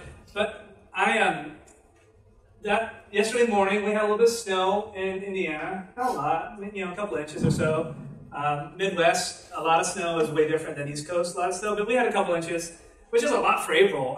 But anyway, I'm preparing and I'm getting ready to pack my bags to go to the airport, and I get a text from United, and they said my flight had been canceled, and I was going to be rebooked to this morning at 8:15. And I send Joe a note, and he's like, That's not good. That's not good. So I call United, and I'm on the phone on their automated thing for like an hour. I mean, it's crazy, right? I'm like, what is going on? I'm looking at the radar, and there's no snow. I mean, it went through there, and the current temperature was like 45. Like, I'm a chemical engineer. It's been a day or two since I remember the properties of water, but I'm pretty sure it melts at 32. So I was a little confused, especially when I see a flight that was departing like a couple hours before mine was not canceled, and one that was leaving a little bit after mine wasn't canceled. And I called, if I got to talk to somebody, I said, oh yeah, your flight got canceled for weather reasons. And I'm just really confused. And then they were able to rebook me on a flight to LaGuardia. So I'm like, whatever. But that drove me crazy, right? Because that process didn't add value. And I think that's, what we're trying to understand is what processes add value. All right, so lots of tangents here, but thank you for riding along. But purchasing. All right, so supplier purchasing, this has been a topic that if you've been through an FDA inspection in the past couple of years, there's been a greater emphasis on supplier management for quite some time.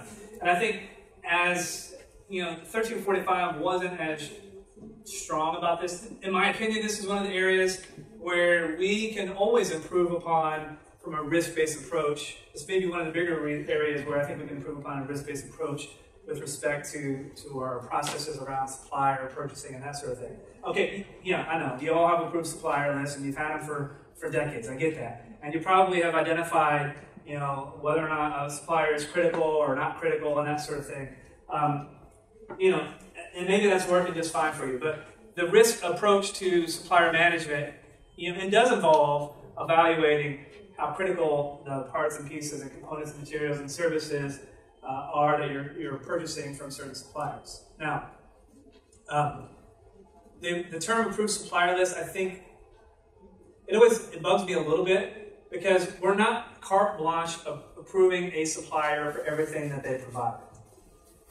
Instead, we are qualifying a supplier for some specific product, component, material, service that we're purchasing. It's not just the supplier by itself. It is the thing that we're buying from that supplier. Yes? So what are you requiring from them? A C of A? C of A. All right, so what do we require from a supplier? Do we require a C of A, certificate of analysis, or a COC, certificate of conformance, or certificate of compliance? And do you need to see that all their equipment is validated for OPQ, whatever, operational? Yeah, just the validated processes. Do you need to see that? Remember a moment ago when I said that I may say this answer 15 more times? Sorry, I'm sorry. No, this is perfect. I'm just going to say it depends. Okay? And the reason it depends, and I'm not trying to be facetious, but because I know that this is a confusing area. Sometimes the C of A may be sufficient. Other times you may need to evaluate and review their IQ, OQ, PQ, and their validation. Other times you may need to go do an on-site audit. So this is where we need to do a better job as an industry, or as companies rather, of defining the risk based to that particular supplier. What is it that they're doing? When you say approve, you mean, well, it's relative to whatever your needs are? When I say approve, it is relative to whatever our needs are, our stated requirements, right?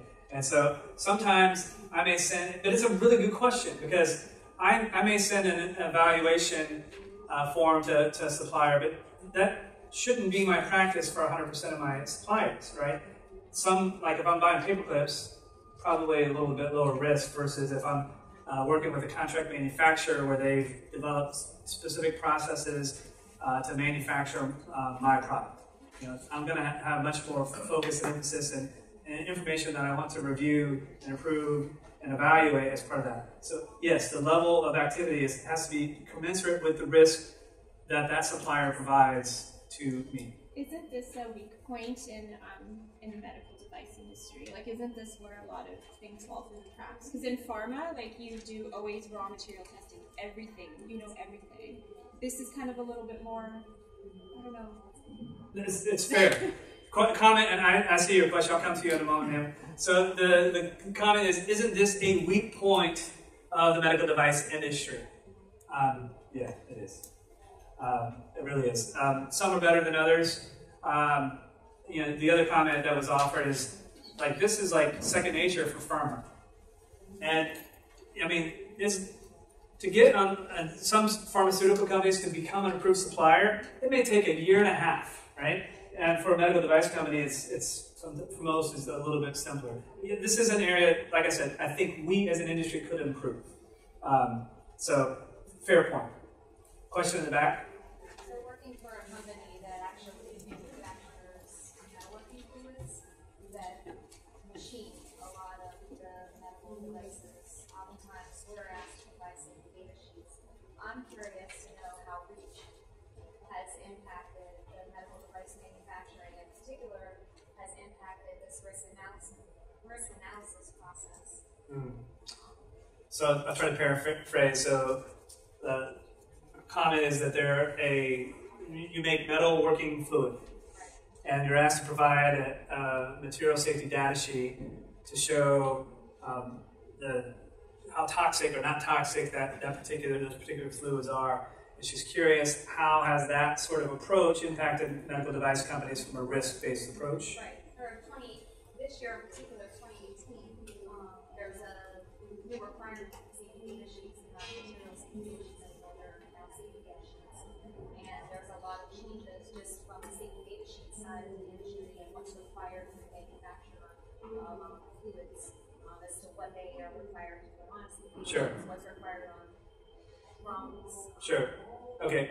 Everybody have the gist of that, where the information that's required or previously required on MSDS is there's a shift, and so I'm guessing it's requiring more information rather than less, right? Right. And it's now actually, there's a big shift in that industry, and in particular in medical device manufacturing, where some additives are now being pulled from the market. Yeah. Yeah. So biocompatibility is always a very touchy subject, probably rightfully so. And I can imagine that your comment and question really start to be related down to that biocompatibility topic. All I can tell you from my personal experience is, once upon a time in late 90s, early 2000s, we used to be able to leverage biocompatibility from previous testing that was done, or leverage history, or leverage USP Class 6 data. There was a lot of things that we were able to do where we were trying to tell a story, because biocompatibility testing is expensive, takes a long time, and usually, if we use known materials, the risk is relatively low, but it's more about the cost of the time that's the bigger factor, and I don't have to keep doing testing over and over again. So we should try to leverage that, but that's been evolving over time. I know that there's a new guidance on 10993 from FDA, and talks about doing a risk-based approach and that sort of thing. So this is where this topic comes to head. Anecdotally, I know there is theoretically the opportunity for us to do a risk-based analysis on things like biocompatibility. Anecdotally, my experience has been regulators want you to do the biocompatibility. There are a few good folks, a few good firms in this space. So certainly if this is a challenge that you're faced with or want some guidance and direction, if you like, come talk to me. I'll point you to a couple of people where this is their domain expertise. I'm not a biocompatibility expert.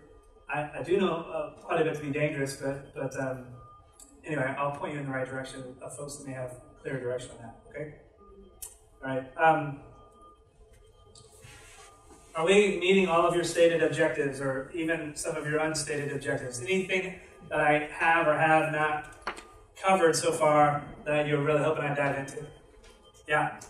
Not necessarily something that you haven't covered, but when we were going through the changes on standard, one of the items that I don't think we touched on is in the introduction section, that new general observant one with the emphasis on regulatory requirements. Oh, that's a good one. We have a really good student here. I think you memorized the standard. Either you keep pulling it out from under the table.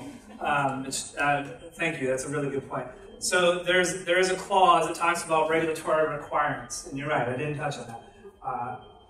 So regulatory requirement, and again, it's one of those things practice has been we always have to adhere to certain regulatory requirements. I mean, we're selling medical devices, we're registering them with Health Canada and getting CE marks and going to TGA and so on and so forth. So it's always kind of been there, but now the standard is not silent. You know, and that's the big thing, the big trend with this 2016 version of the standard is it's more specific. I mean, you know, engineers like things to be black and white, and I suppose we're all looking for clarity when it comes down to it. And if there's too much gray zone, too much interpretation, too much left up to the imagination, so to speak, then you get a lot of varying practices. And so that particular clause basically is saying, hey, if you're dealing with regulatory requirements or different regulatory bodies, you have to adhere to those, you have to meet those. And I know it seems like, oh, well, okay, duh, of course, but,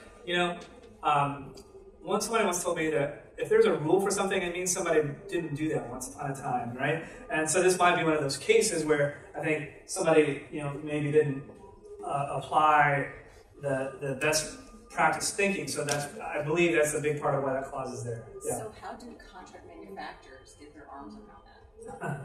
All right, so there's the real question. How do contract manufacturers get their arms behind that?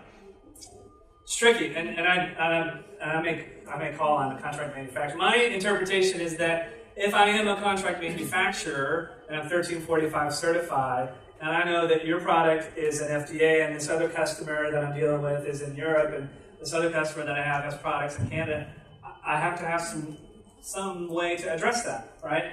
As a contract manufacturer. You know, back to the questions and comments about supplier management and risk and that sort of thing. Do yourself a favor, whether you're the contract manufacturer or you're the OEM, have a supplier agreement in place. Now, I know sometimes people are like, oh, that's so stupid, I don't need one of those, it's more paper. No, it's good, because the supplier agreement is good for both parties. It defines what is expected of you and what you expect of your contract manufacturer. I keep looking at this gentleman like he is somehow your contract manufacturer.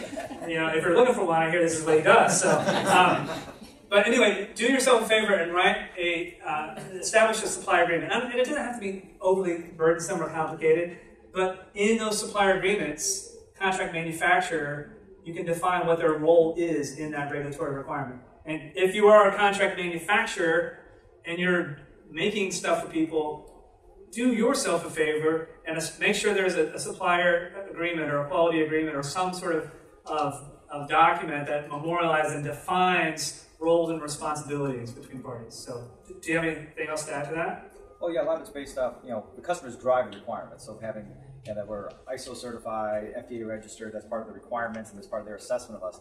But onto their product specifically, their documentation has to tell us. Yeah. And because I don't know the risk of their product, and I don't know what level part I'm making for them. I'm making a finished device, are they going to own it, or I'm making a component.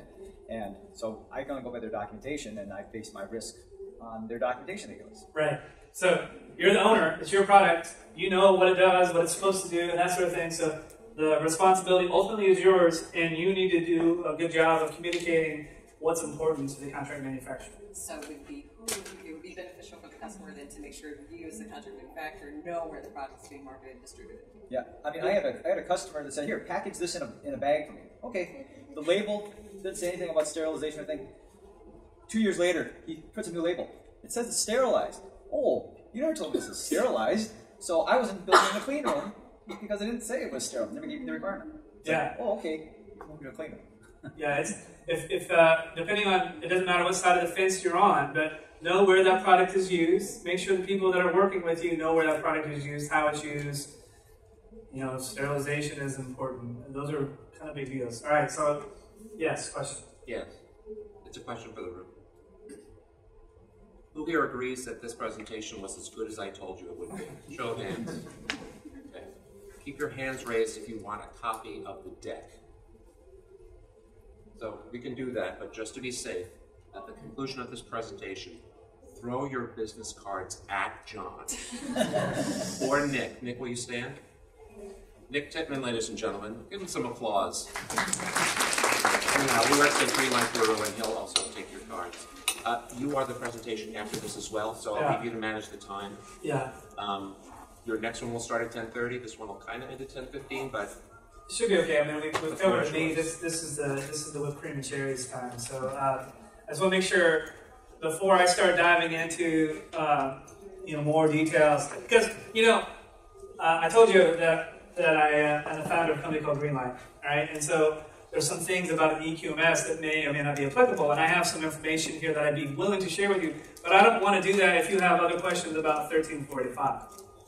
So, who has more questions about 1345?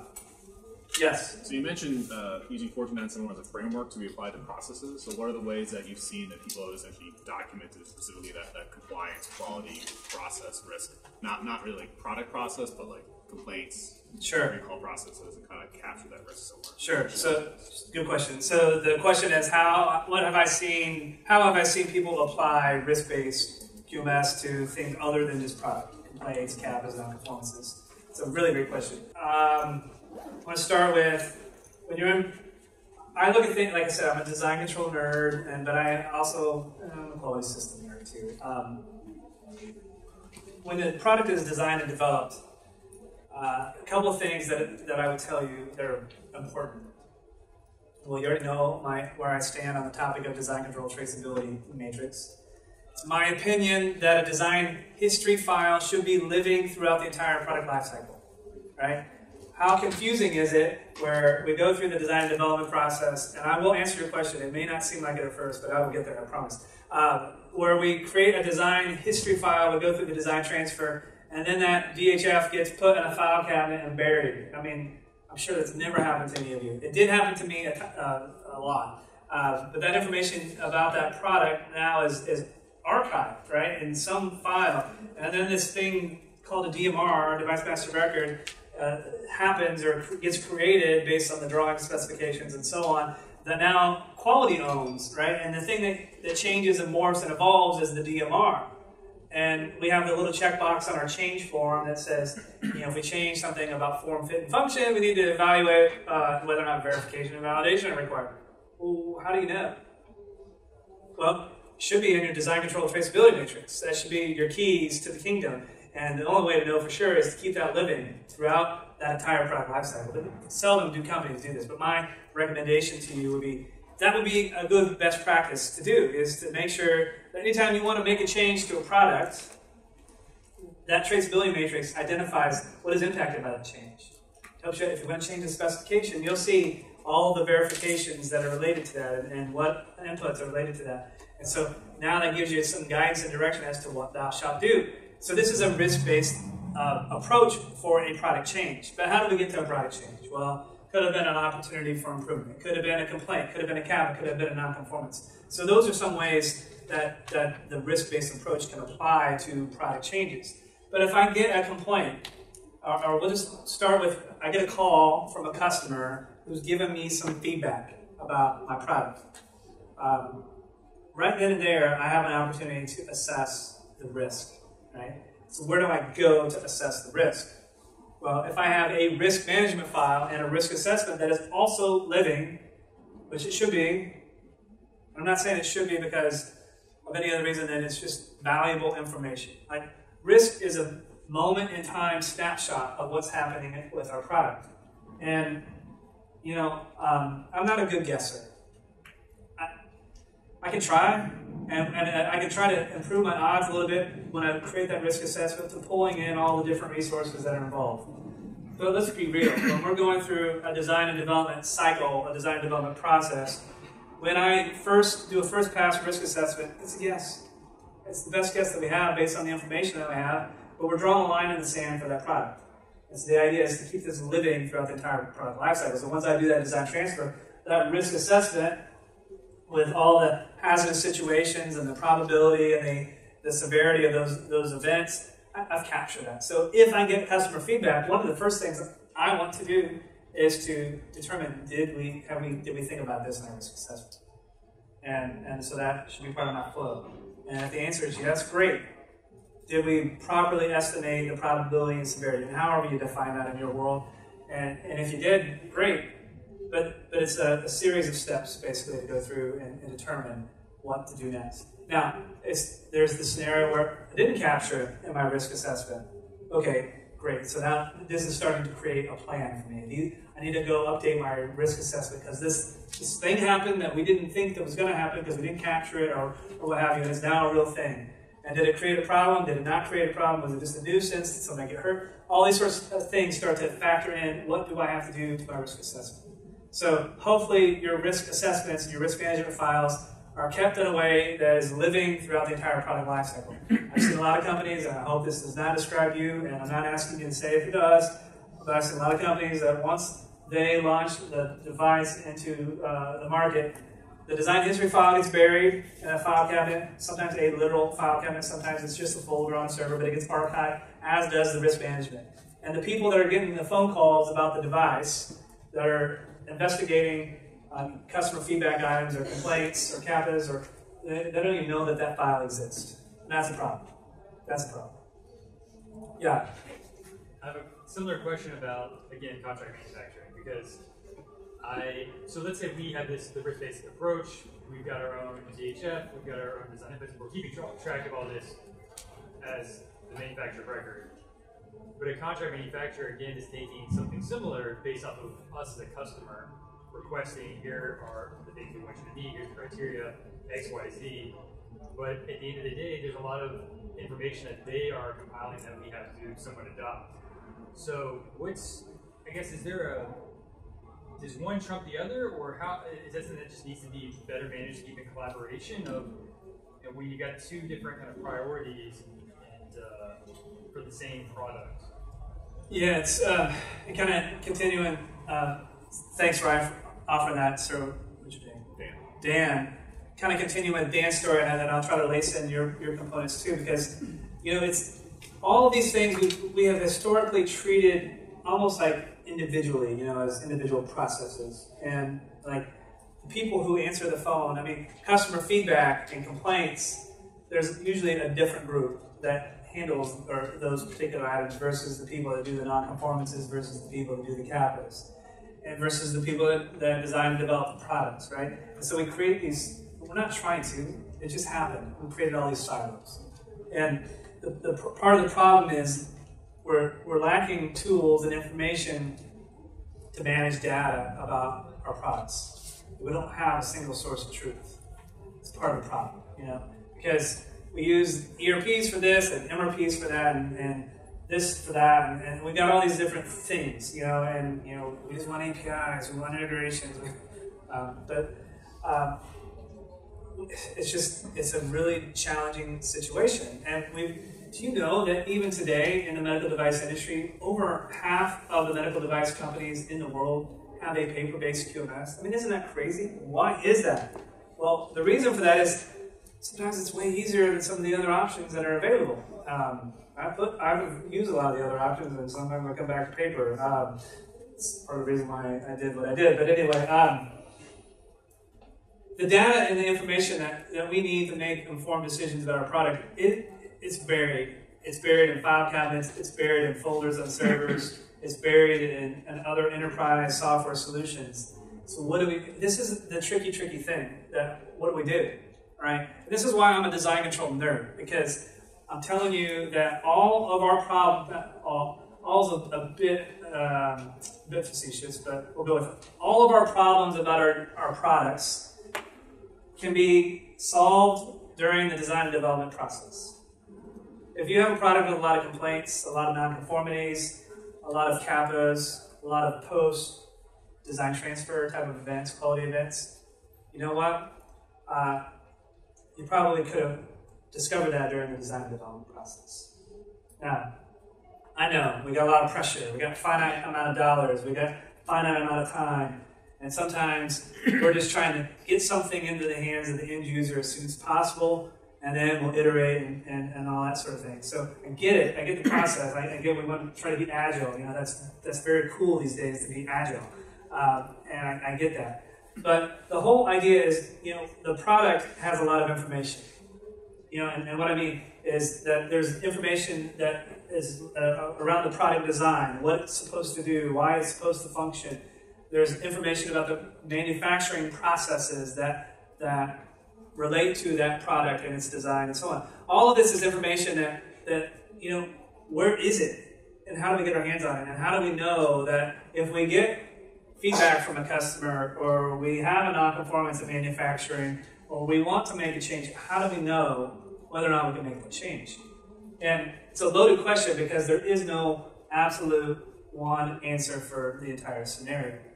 But the challenge is on us to make sure that we have the resources, the information. Knowledge is power, you know, and I remember as a kid, Schoolhouse Rock. Do you remember that? You know, like that little 3 minutes that was on, like that was like inspirational, right?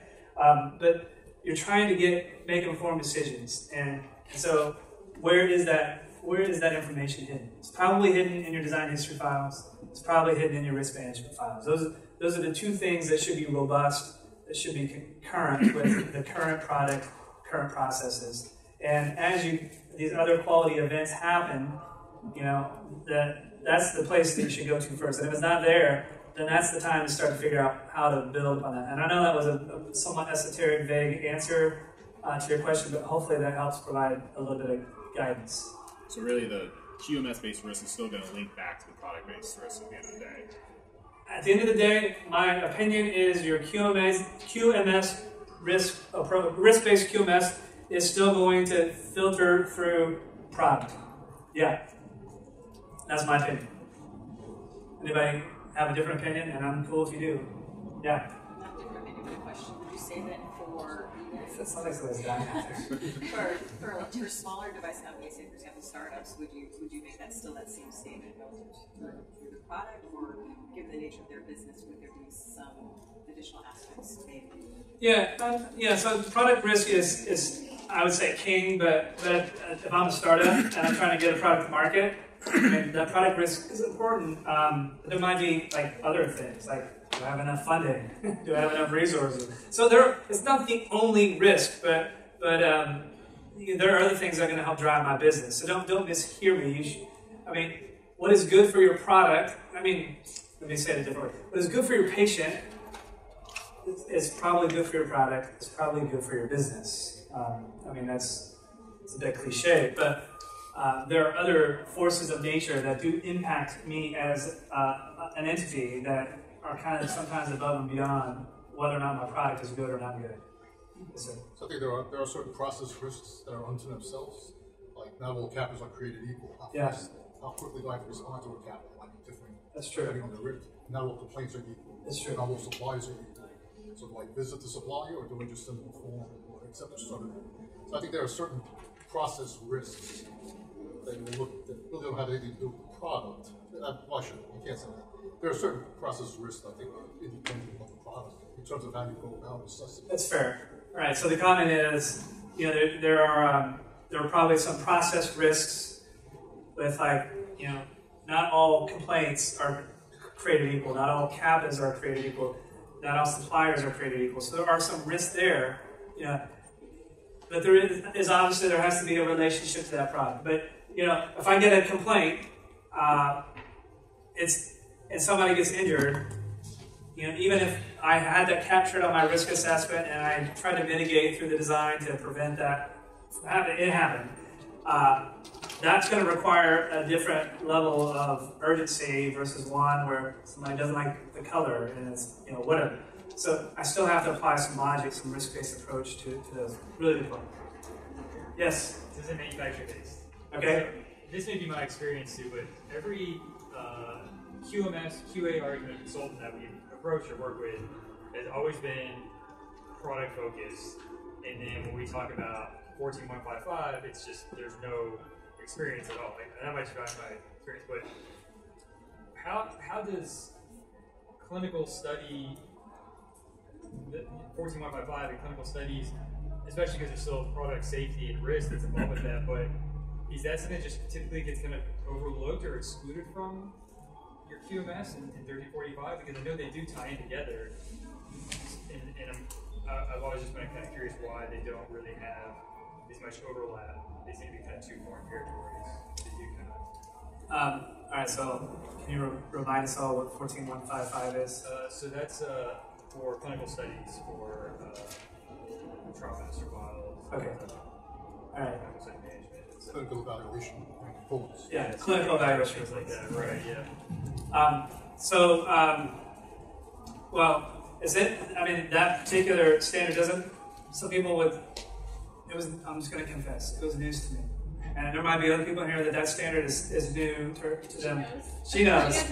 Well, that's kind of my point. It's never no one knows what it is from the product quality system, but there's some overlap that it's overlooked. Yeah. So this gets into that topic of clinical evaluation. Also, I mean, there are 3-day conferences on that topic all by itself, which, interestingly, also with a lot of the changes that we've seen in Europe in recent years, there's been a much heavier emphasis put on clinical evaluation. And depending on where you are in the world, those words mean different things. Some people hear clinical evaluation and they think actual clinical use, but it doesn't always mean that. And so the words, as I told you earlier, my CTO says everything is a matter of semantics. And the words, they're tricky because we use the same words depending on where we are in the world to mean different things. But if we get back to, again, maybe sometimes if you're a carpenter, everything looks like a nail. You just want to hammer everything, right? So maybe because I'm such a design control nerd, I want to go back to design controls. And I want to go to design validation. And I want to go even before that. Did I define my user needs? Did I define my indications for use? Do I know who is using my product and what they're using it for? Did I capture those scenarios from a risk standpoint? And so all of this should be a continuation. It should be a flow of information about the design, the development, the manufacture, the safety, efficacy of my product. And as I learn new things about the use of my product, I may learn that somebody's doing something that we didn't label for. They may be sterilizing it, and we didn't know that. I need to make a decision, a risk-based decision. Do I need to change from the Ziploc bag to a tie-back pouch?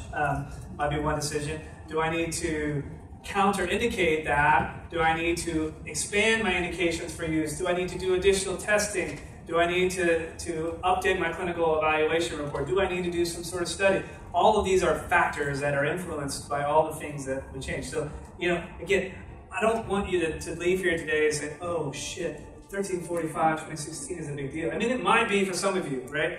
I want you to leave here saying, it's just a mindset, it's a methodology. And for those of you that already have a quality system in place, then this is probably just, an opportunity for improvement, right? So, I know we're running real short on time for this session, and I'm really excited about actually we're out of time. So I want to give you, I think I have one slide. There's some good ones here, so when you get these later, as you let Joe tell you to throw your business card at me. I want to leave you with 5 things to do. All right, this is a good one to kind of wrap up today. I told you earlier, get a copy of the standard. I think it's $160. Just buy it. Okay? Just buy it. I want you to understand the differences between 2003 and 2016. And as Michelle pointed out, it might also be important for you to understand the differences between 820. So, if you need a checklist for that, we built one. It's free. We'll give it to you. Just ask for it. We can go ISO 13485, QMS, Greenlight. Audit checklist. Search that in Google, and it will be the first thing that pops up on your list. Click it. Click the button. Download it. It's free, right? But understand the differences. And the standard has an annex that goes through some of the changes. The next thing that I would advise, if you already have a quality system, if you do not, if you do not have a quality system, then you don't need to conduct a gap analysis because you're building that. But if you do, conduct a gap analysis. If you're going to go through an ISO 2016 certification, this gap analysis will be important. And I don't know, for those of you that did say you went through the transition, did you do a gap analysis? Yes. Did you present that gap analysis to your ISO auditor? Yes. All right, so others are thinking about it. But that shows your due diligence, that you did what you needed to do. It shows that you didn't just change a couple of things, you actually evaluated the new clauses and criteria. Do conduct that gap analysis. Telling you, again, I'm not going to ask you to raise your hand on this, but if you are already 2003 certified and you're looking to transition to 2016, time is ticking. Some people would say you're out of time. I know, you're like, well, John, it's 11 months. Yeah, and I can break it down step by step. I can share with you how long each of these things will take. In fact, there's probably a content piece that's either published or will be published. 2 weeks. 2 weeks we'll have a content piece, but you're out of time. Because I told you that registrars, there's a contraction. There's a waiting list. If you want to be 1345 certified, call your favorite registrar. I don't care who you pick. It could easily be 6 months before you can get scheduled. Okay? Easily 6 months. So you can go from there. If you've not done your gap analysis, if you've not made updates to the procedures that need changes, then you got some work. And it's doable, but just wanted to point that out to you. Time is ticking. So this is an urgent matter if you are in the process of making that transition. There's another interesting thing on that topic. Brexit may have some impact on this process too. So I'll leave you on the edge of your seat with this one. I'm not going to go into the details because there are some registrars that are based in the UK. UK pretty soon isn't part of the EU. All right, so I'll leave it at that. And then once you've contacted your registrar, you'll get an idea of when they will be available to come do your audit, your certification, that sort of thing. This will build a quality plan. Now you got your homework, you got your timeline, you know what you need to do. All right, 5 key steps. So that's going to be my final slide today. I know there's probably break time and that sort of thing that I've probably interfered with a little bit. I know there's another session at 10:30, and some good friends of mine from Right Submission and I are going to talk about 510K. So if you want to listen to that topic, you get to hear me talk again, and then I'm going to invite a few other folks on stage. Any other questions before I let everyone kind of reshuffle before 10:30? All right, thank you so much. You guys have had some great questions. Thank you.